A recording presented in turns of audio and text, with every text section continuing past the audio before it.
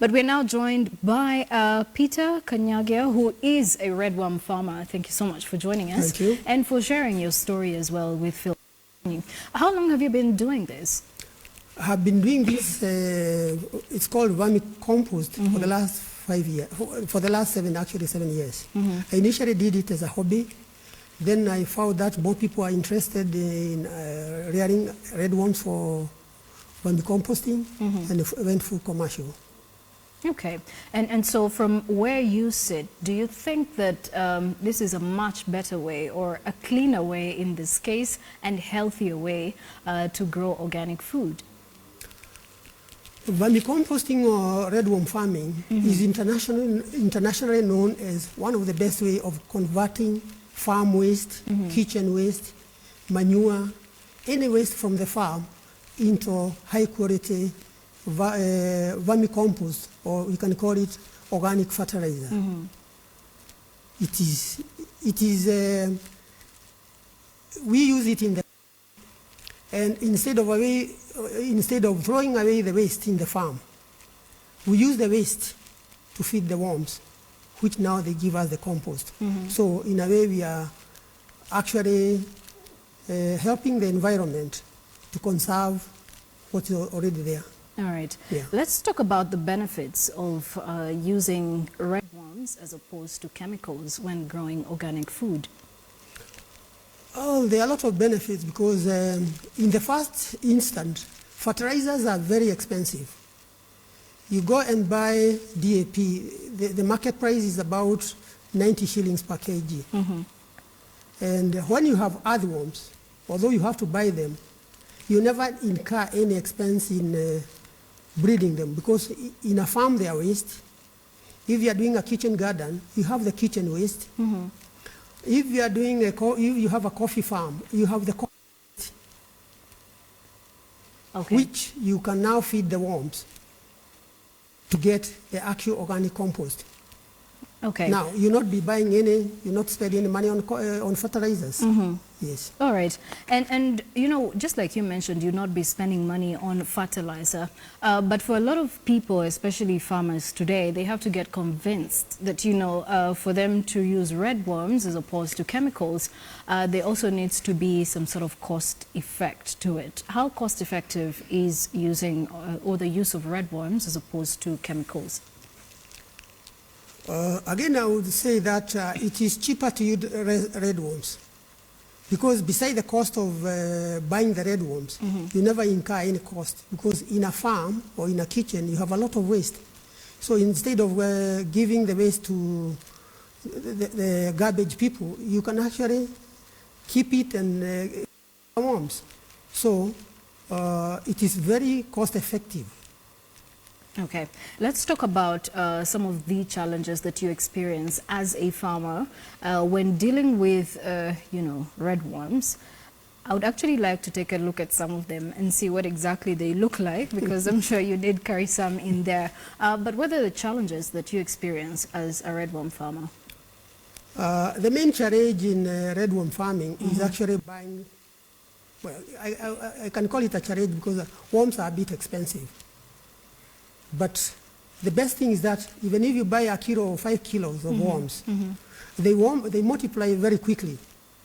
In fact, they double or triple in number in every month. So, you know, you buy 5 kilos or 10 kilos, they will multiply very quickly, and you can actually be able to work with them. So now, where do you get them? When you're buying them, where do you get them? In a specific place? Here, I would like to thank Jomo Kenyatta University of Agriculture, because they have actually, they marketed this idea to many people about 7-8 years ago, and they started training people. I was one of the few people trained there. Training was very expensive then, because we used to pay 25,000, while currently we train farmers for only 2,500 to learn about vermicomposting. All right. And how many farmers, in your estimate, do you think that have been able to benefit from this mode of farming or redworm organic farming? I would say quite a few people, a few farms, especially those who want to be certified as organic farmers. to sell their product in the European market. We have coffee farmers who have already gone organic, and they have certification, and they they use the red worms to compost their waste. Yeah. So you have some in the bucket over there, and how much would those go for? This is about 10 kg. The market price, and you can see the worms here. There are very many. The market price for worms is a kilo. This is about half a kilo. Yeah. A kilo would be 2,500. Just that you're holding in your hand. This is about half a kilo. Double this 2,500. And so they multiply after about how long? Let's say in a month they can double in number. In a month? Yes. And so what's their lifespan? Is it 3 months? They can live from 6 to 10 months, 6 to 1 year. Months to Yes. 1 year? Yeah. All So right. they will have reproduced a lot. Okay, and so in a space of 1 year, you think that one would have actually gotten enough yield out of them? What happened is that there are two stages in worm farming. When you buy, say this is 10 kg, you don't go and set them to work immediately because they are expensive. First of all, you go to a stage which is called vermiculture. Vermiculture is to breed them and multiply it to a level that you'll be able to harvest it. They will be able to make compost for you. Beside making compost or organic compost, red worms are used by farmers to breed chicken because red worms are pure protein. Yeah. Red worms are used to feed fish, tilapia, and especially catfish. In the Western countries, farmers actually use red worms to feed catfish. And here, there are a lot of farmers now who have taken red worms farming to feed their catfish and also to feed their chicken. All right, so there are also other benefits. In this case, after 1 year, you might as well feed them to the chicken or to the fish? The more you have, the better, because they'll be converting your waste. They will be converting your waste quicker. You find that in some of the large farms, they have big composting beds for worms. They can never sell the worms. Okay, so your classification of organic farming, how lucrative is it from where you sit? You've been doing this for 7 years, but how beneficial is it financially? I grow vegetables, I grow tomatoes. Like currently I'm growing tomatoes with vermicompost. And anytime I have my product and I take it to supermarkets, when they learn it is organic, I get preference over other farmers. Do you export some of your produce? We export red worms. We have exported some to Tanzania, to Uganda, and to Zanzibar. Okay. And when you look at the produce that you get out of it at the end of the day, how much would you say you make in a month, in a year? Have you been able to quantify that amount? Yes, I can quantify. We have ourselves, because we are breeders, we don't sell compost. What we sell is vermiliquid. Vermiliquid comes from the urine, the waste from the worms. Yeah. We collect it from the beds and we sell it to farmers. That one is very popular with farmers because a gallon is not very expensive. It's 500 shillings.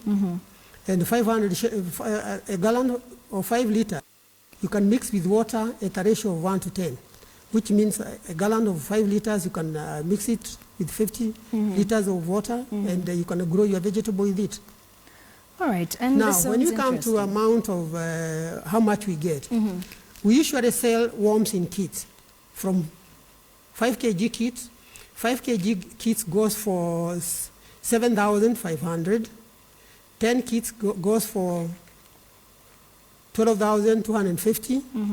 When you buy over 15 kg, we reduce the price to 1,000 shillings per kg. All right. So in about a month, how much would you say you make out of the red worm organic farming? I make between 150 to 250,000 in a month. All right. selling either products. Okay, and would you say that is your net income at the end of it all? Do you pay taxes at this at Yes, at we this make point in time? annual returns and kulipa ushuru ni kujitegemea. So when you've done all the deductions, what would be your net income from the red worm organic farming? Is it still between? Well, we 150? can say it's between, let's say not less than 100,000. Not less When than. we remove transport and everything. All right. So Yes. how easy has it been doing this business, red worm organic farming? 7 years ago, I started as a hobby, but went to commercial about 5 years ago. And I can say that I've been earning enough for my livelihood and for my family. All right. Yeah. All right. Well, thank you so much for joining us and talking to us about red worm organic farming and red worms as well. Let's now take a look at other stories that we've been speaking to a red worm farmer, that is Peter Kanyagia, who has been doing this for 7 years.